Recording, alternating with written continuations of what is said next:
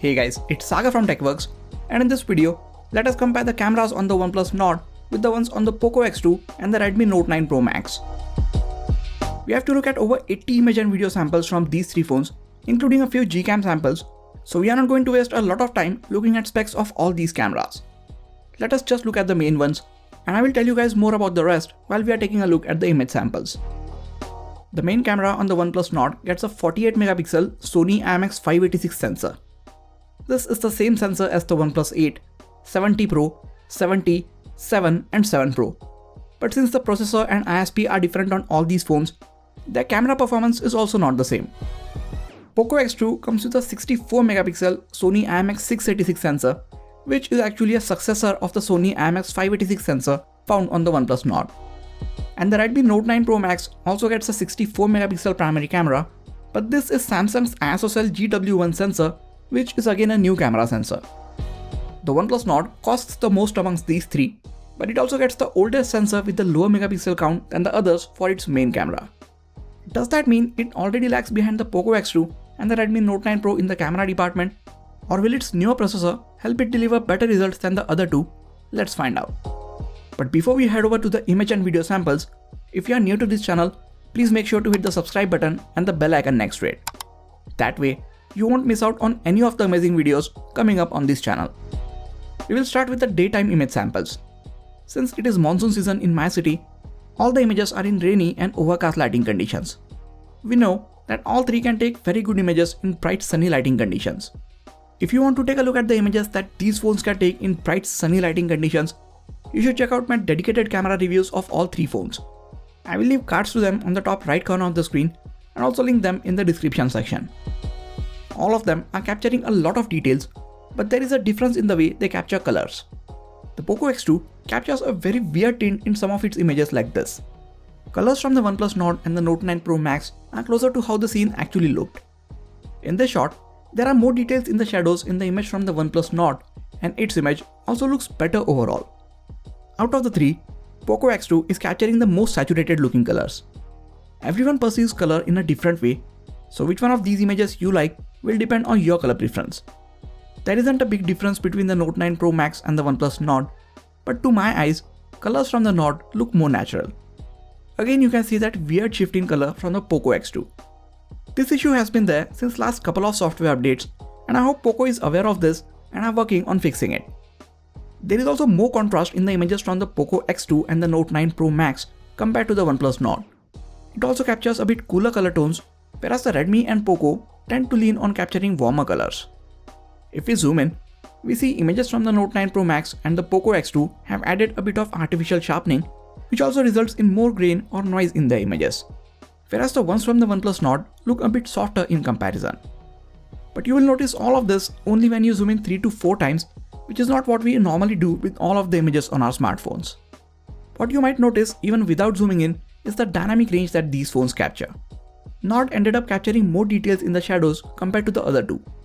All these do good enough with the HDR mode, so I kept the Auto HDR on the POCO X2 and the Redmi Note 9 Pro Max and Ultra Short HDR mode on the OnePlus Nord in auto mode all the time. Again, the difference is not much, but the OnePlus Nord is showing more details in the shadows and it also preserved the highlights very well. For this particular shot, the Redmi Note 9 Pro Max showed best dynamic range.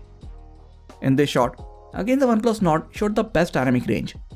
The subject in its images show more details and the highlights are not blown out. Now you can also use Gcam on all these phones to take even better HDR shots. You can see Gcam improves the HDR shots on the Redmi Note 9 Pro and the POCO X2 by a big margin, and it also improves the colors in the shot from the OnePlus Nord. Here's another Gcam shot from all three phones with the HDR enhanced mode turned on. Here, one from the Nord did much better than the other two. There are more details in the shadows in its image, and the colors also look more pleasing to me. When clicking images outside, Gcam on the Note 9 Pro Max is the one that ends up capturing the most details, followed by the POCO X2, and then the Nord is capturing the softest image of the three. The image from the OnePlus Nord is also showing slightly warmer colors from the Gcam. Look at these images and try to decide for yourself which one looks better to you. Coming to the close-up shots, all three are doing a good job of keeping the subject in focus. POCO X2 is the slowest one to set the focus for these kind of shots. OnePlus Nord has a slightly wider aperture, but the sensor on the Redmi Note 9 Pro Max and the POCO X2 are bigger, so the background in their close-up shots is blurred out a bit more. Minimum focusing distance seems to be the best on the Note 9 Pro Max. It means with that phone, you can get much closer to the subject and still be able to set the focus. It is also the one capturing better colors while taking close-up shots. If you want to get even closer to your subject, all three get macro cameras, but the OnePlus Nord and the POCO X2 just get 2 megapixel sensors which don't capture enough details, while the Note 9 Pro Max gets a 5 megapixel macro sensor, making its images stand out and look better. With the Nord, you can't even get as close to the subject as you could get with the other two. Now there is a fix to take better macro shots on all these phones. Instead of using the macro camera, you can use the primary camera and digitally zoom in 2 to 3 times, and those images actually look much better than the lower resolution macro shots. I am showing these shots from the OnePlus Nord, but you can do this just as easily on all three phones. Like the macro lens, all three also get an 8 megapixel camera with wide lens, and here are how those images look compared to the ones from the primary camera. This lens lets you capture so much more of the scene compared to the normal lens even when you're standing at the same exact spot. These wide shots are sharpest from the OnePlus Nord, and it also captures the best dynamic range while taking these shots. You might have noticed a change in color and white balance as we switch from the main lens to the wide lens on all three phones. This is a widespread issue with most of the lower and mid-budget smartphones. Manufacturers just don't want to spend a lot of time and efforts in matching the color temperature and white balance between these lenses. Images from these wide lenses are also not as sharp as the ones from the primary camera, because the sensors and lens optics for these cameras are not as good as the primary ones. I wish all manufacturers stop wasting money on the depth and macro cameras and start including much better quality wide lenses which can also take good looking macro shots. While none of these phones get a telephoto lens, you can still take 2x digitally zoomed images from all three phones. Ones from the OnePlus Nord seem to be the sharpest in this case as well. They might look a bit soft if you don't zoom in on them, but that is because the other two are trying to apply artificial sharpening to make their zoomed in shots look more detailed, but that also brings up a lot of noise in their images. All the images from the primary sensor have been 16 megapixel pixel binned ones from the POCO X2 and the Note 9 Pro Max, and 12 megapixel ones from the OnePlus Nord. But all three let us take high resolution images as well. Here are 48 megapixel images from the Nord and 64 megapixel images from the POCO and Redmi compared side by side. 64 megapixel images from the Redmi Note 9 Pro Max are showing most details, while the 48 megapixel ones from the Nord are very soft in these diffuse lighting conditions. As we zoom in, you can see there are barely any details in the Nord's 48 megapixel images when compared to the other two. If you plan on taking a lot of high resolution images, Redmi Note 9 Pro Max gives you the best possible results. You should also know that these images are 4 to 5 times larger in terms of file size, and to see any difference between these and pixel bin images, you will have to zoom in 5 to 6 times. Considering all this, I feel it is best to stick with the default 12 megapixel mode on the OnePlus Nord and the 16 megapixel mode on the other two for almost all of your shots. Coming to the portrait shots, all three are good at detecting the edges and separating your main subject from the background. But if I had to choose, I would say POCO and the Note 9 Pro Max are doing a better job. OnePlus Nord misses on some strands of hair like you can see in this image in most of its portrait shots, and some people are also calling it ghosting, while in reality they are just undetected strands of hair. You can take zoomed in portraits with the OnePlus Nord, but they are just digitally zoomed in, and the actual subject is very soft in these portrait shots. OnePlus Nord also took the longest to detect edges for these portrait shots. Even though the OnePlus Nord is not best at edge detection, dynamic range is best in its portrait shots. Look at how well the OnePlus Nord captured the highlights in the background compared to the other two. Now, thanks to the amazing software processing, you can take portrait shots even if you cover the depth sensor on all three phones. But on the POCO and Redmi, there is a bit less bokeh or blurred area in the background if you cover the depth sensor. Whereas on the OnePlus Nord, results are same if you cover the depth sensor or not. This has got many people outraged. OnePlus has really included the depth and macro sensor just so that they can say that the Nord gets a quad camera setup. While the cameras on the OnePlus Nord are pretty good, it is getting a bad repo because OnePlus tried to mislead people with these two useless cameras. Anyways, moving to Gcam on all three will give you much sharper looking subjects and a much better dynamic range and overall better looking portrait shots. If you have the POCO X2 or the Redmi Note 9 Pro Max and you want to improve your portrait shots, use a good Gcam mod and see your phone take much better portrait shots. The only downside is you cannot see how the portraits are going to turn out before you click them. You will have to wait until after you have clicked the image to see if the edge detection is accurate or not. The Note 9 Pro Max and the POCO X2 get a movie mode. This lets you take 21:9 portrait shots with black bars at the top and bottom. This gives your portrait shots a very nice cinematic feel. Just make sure to take these shots in plenty of light, or else there will be a lot of grain or noise in your main subject. All three can take portraits of objects, and edge detection is even better while taking these portrait shots. Other than the slightly different colors from all three, and a bit less contrast in the images from the OnePlus Nord, these portrait shots of objects look good from all of them. I'm very impressed with these phones because they even managed to detect and separate the black turning wheel on top of this fire hydrant. It is black and there is a dark tree behind it, but all of them still did a very good job of keeping it in focus. Occasionally, they might miss out on keeping some parts of the subject in focus, but the portraits of objects from all three are very good for the most part. Now let's move on to the images shot in lower and artificial lighting conditions. All these phones can take good images when there is some sort of ambient light around. Some people might have you believe that the indoor low light performance of the OnePlus Nord is really bad. But to be honest, that is not the case. You can look for yourself the kind of images it can take in these lighting conditions. It is actually taking brighter, sharper images with less noise compared to the other two in these indoor artificial lighting conditions. In this shot, OnePlus Nord tried to cool the colors in the image, while the Note 9 Pro Max and the POCO X2 are showing the actual color of the light in this lobby. We see this in most of the Nord's low light images. For some reason, it tries to cool down the warm lights. Other than that, as we zoom in, Nord has captured the most amount of details while adding the least amount of noise in the overall shot. As we get to even lower light, Note 9 Pro Max and POCO X2 seem to be taking slightly brighter images than the OnePlus Nord.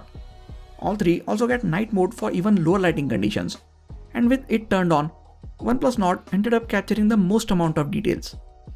Even when there is some light around, you can use the night mode on these phones to make them capture more details and less noise. It was raining while taking these images, so the Note 9 Pro Max and POCO X2 barely captured any details in the scene at all, while the Nord still did a pretty good job. Its images get even better with the night mode turned on. For some reason, the Redmi and POCO made this scene look much darker than it actually was, but they brought back a lot of light when the night mode was turned on. Still, OnePlus Nord is the one who ended up capturing most details in this shot as well. Nord also handles the exposure from the lights in a much better way, both with and without the night mode turned on. And look at how good its images are looking compared to the other two. Now, you guys wanted me to include some low light Gcam samples in this video, so here are a few more Gcam samples with the night mode turned on. Again, images from the OnePlus Nord are the sharpest and the most detailed among all three. It also captured noticeably less noise in these night mode images compared to the other two. And overall, its low light shots look better both with the stock camera app and even with the Google camera app. One thing to keep in mind, if you have people in the shot while taking night mode images, ask them to be very still for 3 to 4 seconds, because any movement results in a very blurry looking night mode shot. That brings us to the front facing cameras. Nord and the Note 9 Pro Max get a 32 megapixel front facing camera, while the POCO X2 comes with a 20 megapixel selfie camera. All three can take sharp selfies with a lot of details.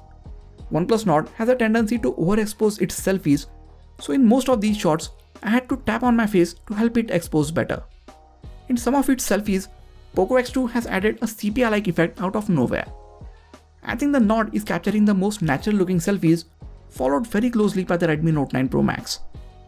OnePlus Nord gets a secondary wide camera at the front, which lets you take a much wider selfie. This will come in handy when the pandemic is over and you will want to get more of your friends in one shot. Again, you can see that the OnePlus Nord is having the most balanced looking colors in these selfies, and the POCO X2 is again trying to introduce that weird warm tint in its image.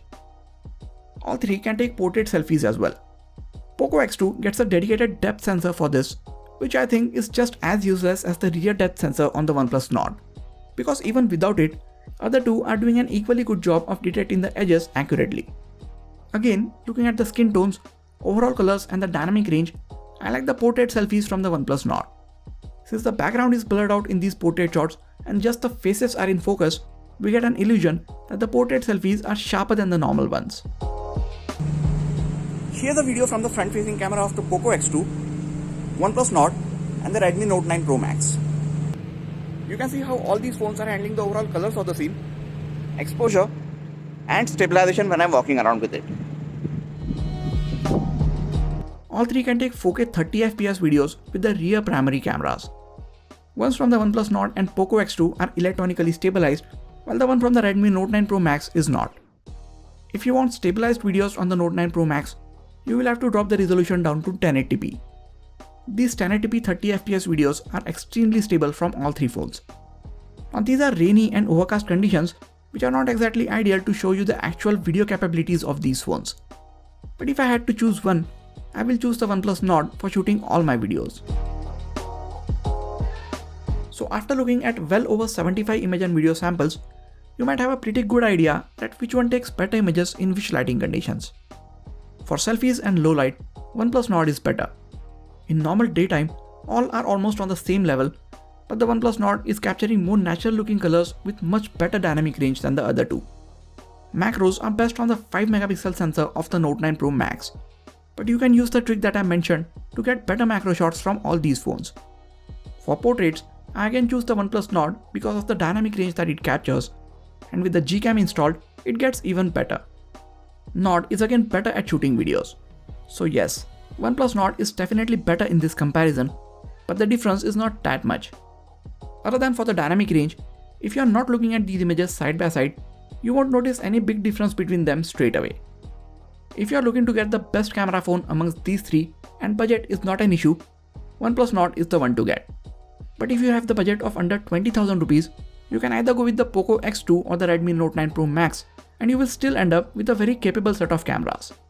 Personally, if I was looking to choose between the POCO X2 and the Redmi Note 9 Pro Max, I would go with Redmi, just because POCO seems to have messed up the cameras on their X2 with the last few software updates. Well, you guys saw these images too, so who do you think did the best? Let me know in the comments. And if you are still undecided, or if you don't agree with my analysis of these images, you can go back to the start of the video, mute it, watch it in the highest resolution that your device supports, preferably on a bigger screen, and draw your own conclusions that way. If you end up liking any of these phones and would like to purchase them, I will really appreciate if you get it from the affiliate links in the description section. That is it for this video guys. Please hit the like button if you enjoyed this video and subscribe to the channel for more quality tech videos like this. You can also check out some of the other videos from this channel. This has been Sagar, and I'll catch you guys in the next video. Take care.